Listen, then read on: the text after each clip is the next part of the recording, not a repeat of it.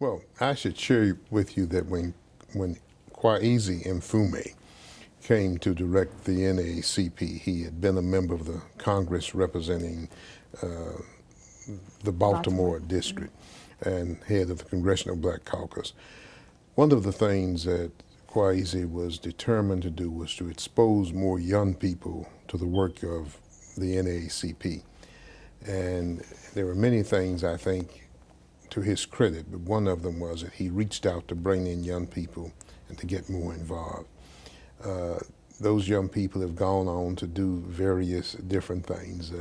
Some of the most notable, I guess, would be Reverend Jeff Johnson. Jeff was president of our youth council, I believe in Columbus, somewhere in a little city in Ohio. And he came to the national office and he worked as our youth coordinator, our youth director, and then he came over as my assistant for a while. Jeff left and went to work for Russ Simmons, the man that owns Def Jam Records. He went from there to work for BET Television. From time to time, you'll see him on CNN as a commentator. He was in the city here a few months back and he stopped by and had dinner with us at home.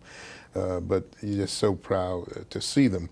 We've had these discussions, particularly with Jeff, about the role of hip-hop, and I'm not against some of that music, but sometimes that gangster rap goes further than I think is helpful.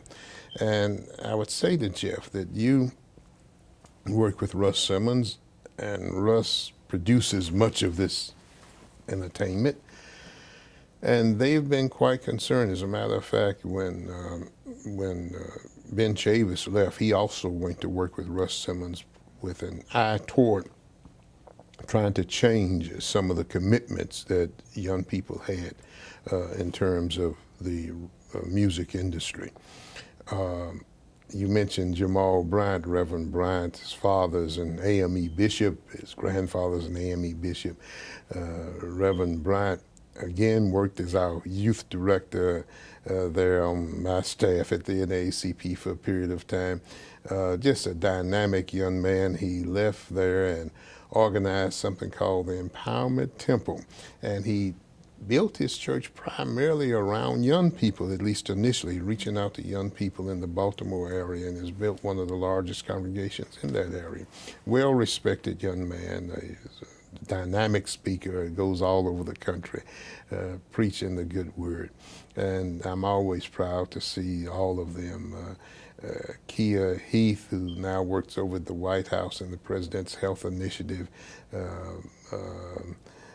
Brandon Neal left us to go work with Obama's first campaign, and we weren't sure whether Obama was going to get elected or not. And we said, Brian, are you sure you're making the right move? But he did. And he went out to help initiate some of the president's campaigning toward young people.